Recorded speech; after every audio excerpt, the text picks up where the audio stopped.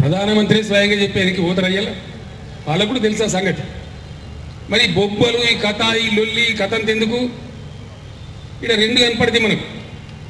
ఒక్కటి వాళ్ళు ఇష్యూను పక్కదారి పట్టించడానికి మనల్ని కవ్విస్తూ ఉన్నారు.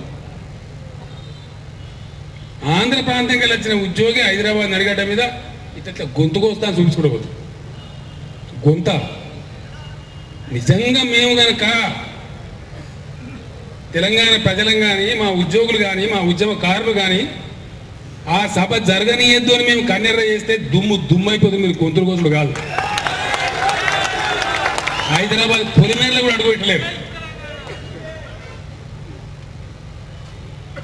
మేము సంయమనం పాటించి జేఏసీగా మేమందరం కూర్చొని మనకి ఏది సంస్థ మీ టైంలో అనే ఆలోచనతో మేము సంయమనం పాటించి పెట్టుకున్నదే మనకు పోయేది మనం వదిలేస్తే మందిని కొట్టిపోతారు. ఇక్కడ ఆ పోలీస్ కానిస్టేబుల్ శ్రీనివాసం గొడ్డును బాధినట్టు బాస్తారు.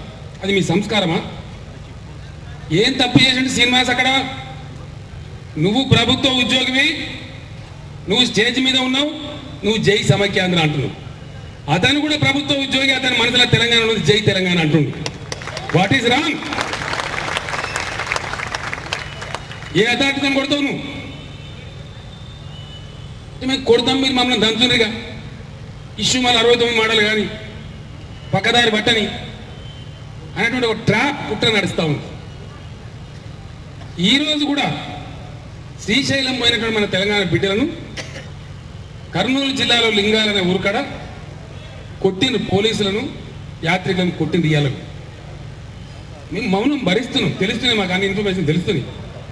పంపిన నేను కూడా అచ్చంపేట బార్డర్ కాబట్టి ఆ నుంచి 10-20 జీపులు పోండి, మన వాళ్ళు ఇడిపించుకురండి అని చెప్పినాం. డీజీపీకి చెప్పినాం, పోలీస్కి చెప్పినాం, కర్నూలు జిల్లా ఎస్పీకి చెప్పినాం.